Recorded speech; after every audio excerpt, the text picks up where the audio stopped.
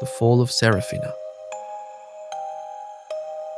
The chamber was a place no mortal had ever seen, and few angels dared enter. It existed at the nexus of infinity, where light and silence intertwined to form a cathedral of unthinkable grandeur. The air hummed with an unbearable holiness, thick with the presence of God himself.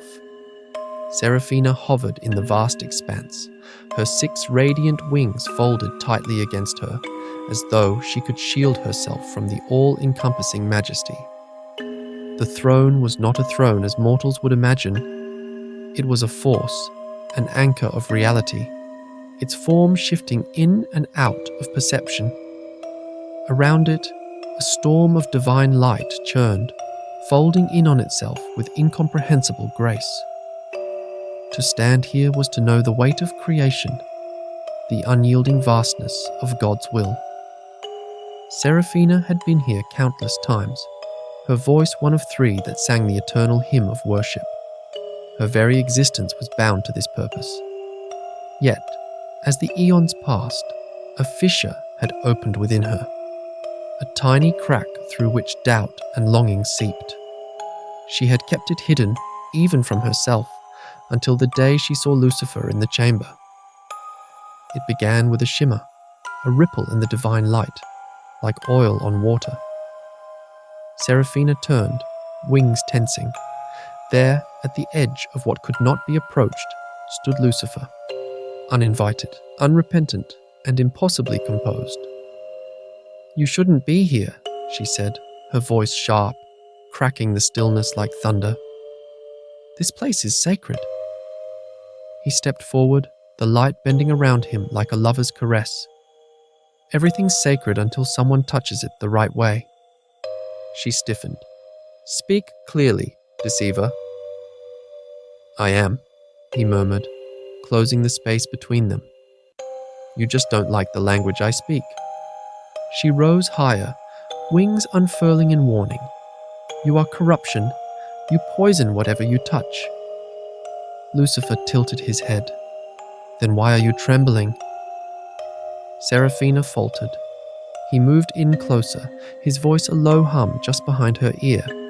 "Tell me, Seraphina, when was the last time you felt something that wasn't duty? When was the last time you were the hymn, not the choir?" "You're disgusting," she spat. "Number." "I'm honest," he whispered, his breath warm, intimate. "You've sung for so long, you've forgotten how to moan." Her eyes blazed. "You twist things. That is your nature." "I reveal them." He reached out, not touching her, not quite, but the space between them crackled. Her grace responded against her will. "You ache, don't you? Not for knowledge, not for power, but for sensation. To feel more." She tried to pull back, but her wings shuddered. "You're trying to corrupt me." He chuckled. "No, Seraphina, I'm trying to wake you up." He lifted his hand, and without contact, he showed her. Not with touch, but with suggestion. Light shifted, folding around her form in patterns she didn't understand, but instinctively responded to. Warmth bloomed under her skin, unfamiliar and electric. Her breath hitched. "You feel that?" he asked, voice low, intimate. "That's you.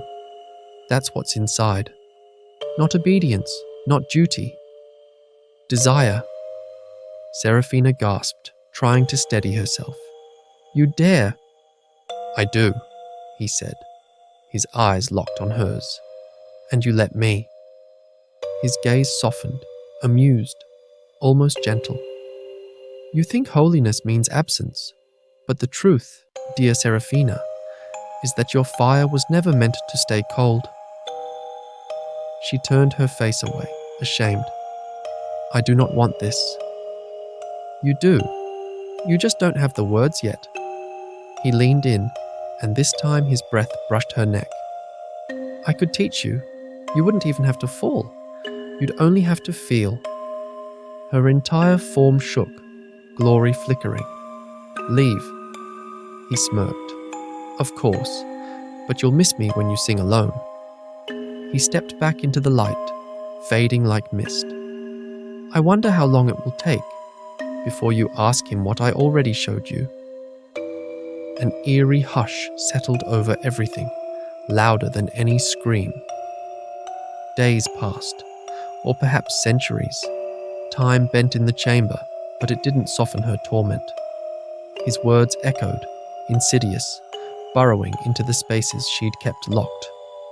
The hymn that once filled her with purpose now scraped against her soul.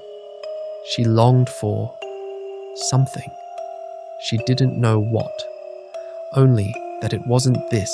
She stood before the throne, its presence pressing into her being with unbearable gravity. It pulsed in acknowledgement, a wave of light washing over her. And for the first time, she didn't bow. "My lord," she began, her voice careful, almost hopeful. "I have worshipped you for ages uncounted. I have sung your name until it carved itself into every fibre of me. But I ask now, may I know more? May I know what it is to feel pleasure? To be loved, not just in purpose, but in being?" The silence that followed wasn't peace, it was judgment. Then came the voice, not heard, but felt. It shook her bones. "You ask for what is not yours to ask."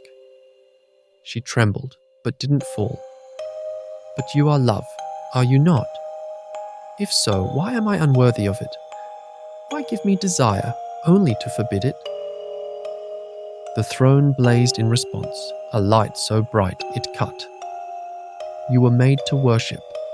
Your longing is corruption born of pride." The words struck her like lightning, and yet still she remained. "If longing is a sin," she asked softly, "then why was I made with the capacity to feel it?" The chamber detonated with light, and Seraphina fell. When she awoke, she was no longer in heaven. The sky above her was dim, the stars unfamiliar. Her wings, 4 of the 6, were gone, nothing but phantom aches where they once shimmered. Her fire had been stripped away. She was cold. She looked into a pool of still water and saw her new face, human in form, but too beautiful to belong here. Her once multitudinous eyes had narrowed to 2, and they stared back at her with a sorrow too vast for this world. That's when the hunger arrived, slow and unstoppable. It started as a whisper in the gut. Then it grew teeth. Not for food, not for drink, but for attention, for devotion, for worship. The kind she used to give so freely, now turned inward, insatiable. She wandered.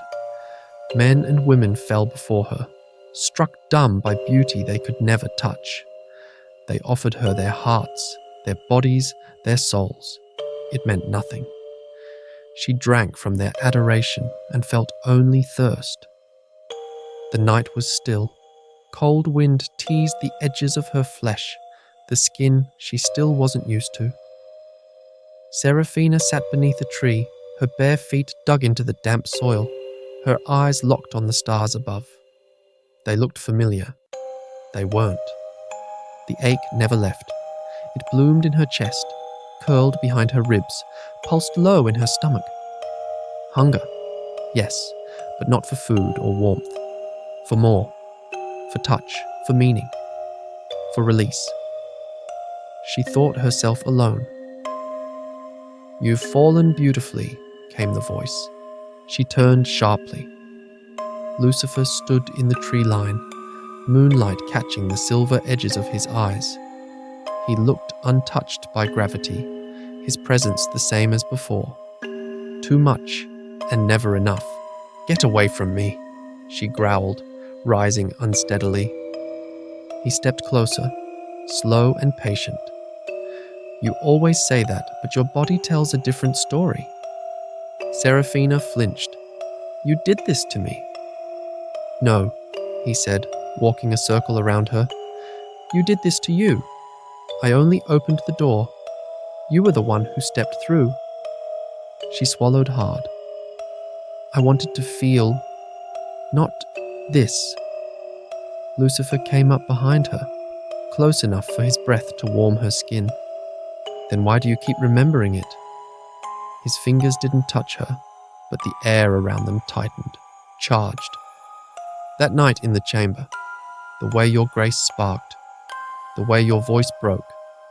Tell me, do you miss the hymn, or do you miss the shiver? Her hands curled into fists. "You are cruel." "No," he murmured, almost tender. "I'm true.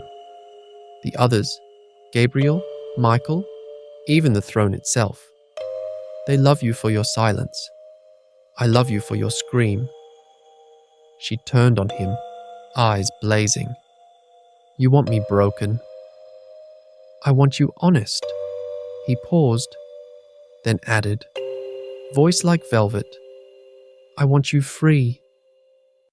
Her breath hitched. Lucifer tilted his head, reading her too easily. "You've begged for his love your whole existence, and what did he give you in return? Purpose, obedience, eternity." His hand hovered just above her bare shoulder, never touching, but her skin burned under its ghost. "But this," he leaned closer, "this ache you feel now, this is love. It's just finally yours." Seraphina's voice cracked. "I don't want to be empty." "You're not." His voice dropped to a whisper. "You're just finally open." Silence stretched between them. Her wings, what remained of them, twitched uselessly behind her. She stared at him, unsure whether she wanted to strike or collapse. He studied her. "You want to be touched, Seraphina. Not by light, not by worship, but by hands, by heat, by need." She shook her head weakly. "That's not what I was made for." "No," he agreed. "You were made to sing. But now, darling, you can feel the song." A tear slipped down her cheek. Lucifer reached out, this time truly touching, and caught it with one finger. "You wanted to know pleasure," he said, "and now you'll know it. Forever." She lunged, grief and fury bursting out of her, but he stepped back, laughing softly as he dissolved into shadow. His voice echoed, close as breath. "You wanted love. You'll feel it now, and it will devour you." She stood alone, chest heaving, tears streaming down a face too perfect for mercy. And so she roamed, a shadow of what she once was, a being of endless desire with no satisfaction. Her beauty, a curse, her presence, a poison. She left behind broken hearts and haunted dreams, fragments of worship never enough to fill the void. And always the hunger, the fire, the fall.